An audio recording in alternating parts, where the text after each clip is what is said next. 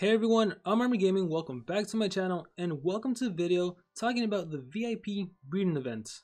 Now for those of you that have been following me for a while, you know that I will criticize Social Point when they need to be criticized, but I also believe if you're gonna bash someone when they deserve to be bashed, you should also give credit where credit is due. And the VIP breeding event is one of those points where I think everyone definitely needs to give a big thank you to Social Point, because they made it possible to obtain the VIP monsters essentially for free. Now, we can get into a whole debate on whether or not they really are free, because it honestly depends on how lucky you are, but then that's seriously a topic for another video. Let's quickly go over the monsters and what you needed to actually get them. To get Zyla, who's arguably the best VIP monster, you needed Firena and Lamu. Now, as for getting Firena, I think she was in a previous breeding event, and I don't think she was that easy to get, so a lot of players probably didn't have her. But as for Lamu's been breedable in the game for the longest of time. A lot of players have plenty of Lamus. They probably have her at 130 and all, so it's really great that that was one of the monsters required to breed Zyla. As for Hiram the Tenacious, you need an Ultrabot and you need a Thorder, both of which are breedable legendary monsters. And as for breeding Ultrabot, maybe some of you weren't able to breed them just because you didn't have Gold Raw, but as for Thorder, a lot of you should be able to have them because the monsters required to get Thorder are just very basic monsters that anyone can get. As for Kai the Eradicated, you needed a Vampira and a Nabotis. Nabotis, he's breedable, but you need Cthulhu, who isn't breedable. Firena, she was available in a previous event or in a premium monster cell. For Hydrock the Forgotten, Hydrock needed Frostbite, one of the all-time favorite water monsters, and Amestrinus, who's also breedable, and he's breedable from the ground up. For you very long-term players, he was probably one of the first legendary monsters you got, if not the first legendary monster. It was either him, Rockantium, or Vada Magma. But anyhow, as for Frostbite, well, he's been available a ton of times. 72-hour challenge, a previous maze. Frostbite, hopefully you long-term players should have had him by now. Moving on over to Ulsar the Brave, you needed Rockantium and Vada Magma, both of which are breedable monsters from the ground up. So if anything, every single player had the opportunity to get Ulsar the Brave. As for Uthar the Valiant, you need a Monkey and Worker Hulk is actually also breedable. However, you need Pandalf and Hyperion isn't breedable. So maybe you have him, maybe you don't. Monkey, he hasn't never been breedable, but I believe he was in a previous event or something. Maybe a 72, yeah, he was in a previous 72-hour challenge. So again, some of you players may have had a chance to get him, some of you may not have. As for Volga the Pure, you need a Draza and Goldfield. Goldfield is breedable from the ground up. As for Draza, he isn't, but he's been available in lots of previous events. As for Nox the Condemned, you needed Alex Bone and Arknight. And as for Alex Bone, he was available in a previous race event. He's also been breedable before. And as for Arknight, in order to breed him, you actually need Esthero, who isn't breedable, but has been available plenty of times. And then for Scar the Outcast, you needed two breedable legendary monsters from the ground up, Lord of Atlantis and Dark Ghouls. So in my opinion, this was a super generous event. And the first time they released this event, actually let's get into that. A lot of players thought it was only going to be a one-time VIP breeding event. They actually made it 3 separate times. So you actually had time to prepare for the next breeding event. If you were missing a monster, they actually put the monsters on sale before, that way you could actually purchase them. That way, let's say you wanted Zyla and you didn't have Firena, you could have actually bought her for 249 gems, and hopefully you could have bred Lamu, so then you had a chance to go for Zyla the next time. And initially when Social Point decided to do this, there was a lot of outrage from a lot of different people. They were saying it's not fair that some of us bought the monster, some of us bought multiple monsters to rank them up to 130. There was all these different arguments against why VIP monsters should be breedable. And I found all of those arguments against VIP breeding event to be very odd because I don't see why it mattered. VIP monsters started being released 2 years ago. That means if you bought a VIP monster for $20 or more 2 years ago, you had 2 years to benefit from them. When these monsters first came out, the VIP monsters, they really were the top of the top just because of their Bullrug trait.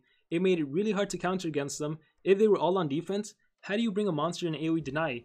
50% of the time on each monster, it's not going to work. And so obviously those monsters were the top of the line monsters, regardless of all the jokes we make about Ulsar the Brave, Hydrock the Forgotten, they were still top tier monsters just because of how hard it was to deny them. And if you don't deny them and they hit you, you're as good as gone. So anyhow, as the game progresses and more monsters get released, and then they introduce Nemesis monsters, I'm sorry to say that VIP monsters are no longer the top of the line monsters.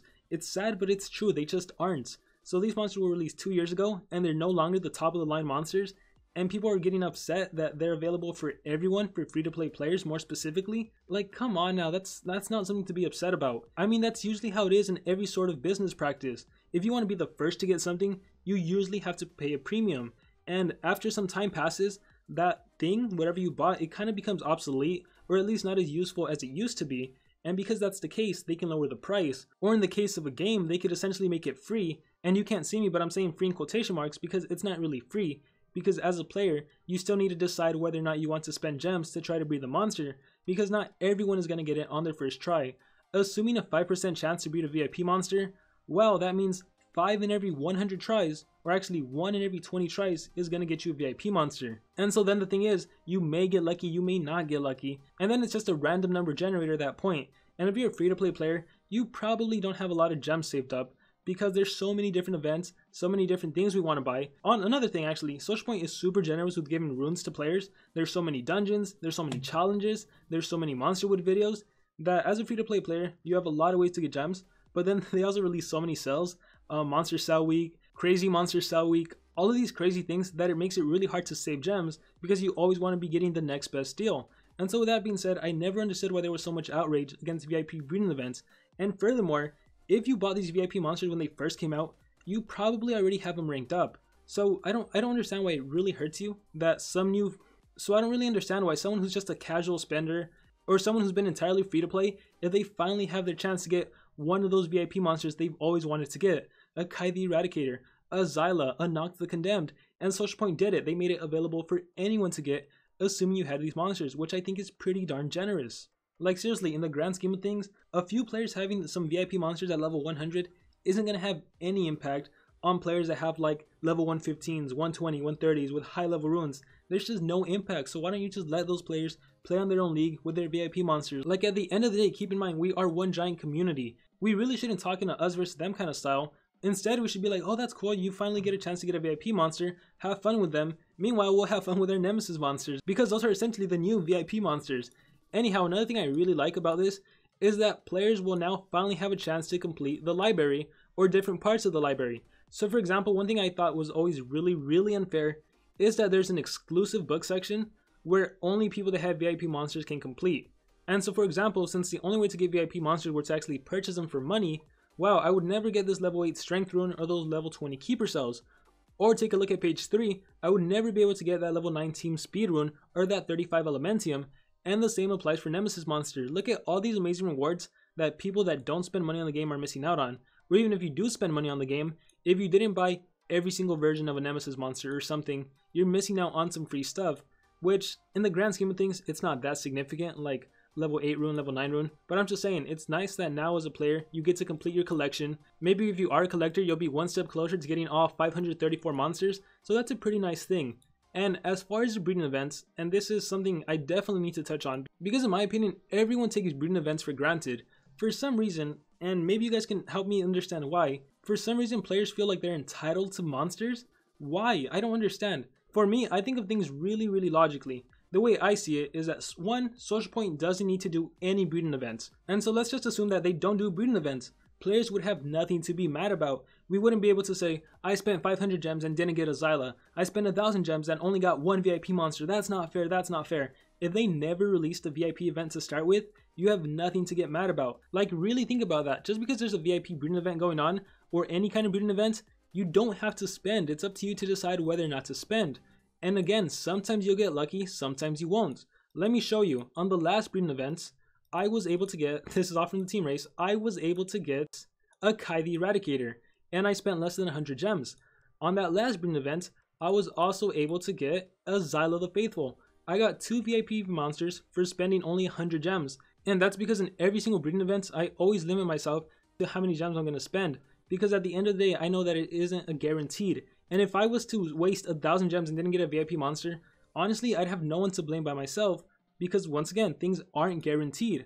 And actually, with the current VIP breeding event, I've spent like 10 gems or so, and I've got Noct the Condemned. I actually got him on my second try, and I'm trying to get a Volga the Pure. And so thanks to Social Point, thanks to the VIP breeding event, I personally have been able to get 4 VIP monsters by spending less than 200 gems, which is a steal. And honestly, in my personal opinion, if you were to spend 500 gems per VIP monster, that's still a great deal, because keep in mind, back when VIP monsters were first released, you would have to spend $20 or more depending on your currency to get that monster.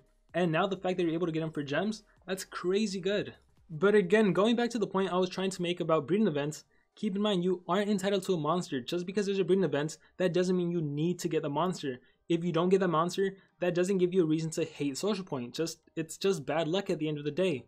Just because something is in front of you doesn't mean that you need to go grab it, and if you grab it and it hurts you, that you get to blame that object. That's not how life works. You're a player, you're in control of your own actions, and no matter how tempting it may be to try to go for that, And in this analogy I'm making, it would be just because there's a VIP breeding event right in front of you, that doesn't mean you can go and spend all of your gems and then complain when nothing good happens. Because at the end of the day, it just all comes down to luck. Some people will just happen to be extremely lucky, others will be extremely unlucky. That's just how life is. But the main takeaway from this video is I want to give a huge thank you to Social Point for even making a VIP breeding event.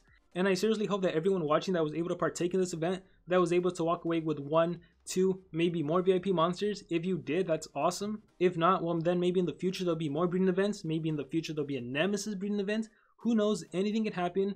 If you're one of those players that constantly is upset with Social Point that you didn't get a VIP monster, please don't call the breeding events a scam. Please don't say they're unfair, they're greedy, blah blah blah. Because at the end of the day, you're in charge of your own actions and you can decide whether or not to go for your breeding events or not. And yeah, that's pretty much going to be it. Thank you Social Point for this amazing VIP breeding event.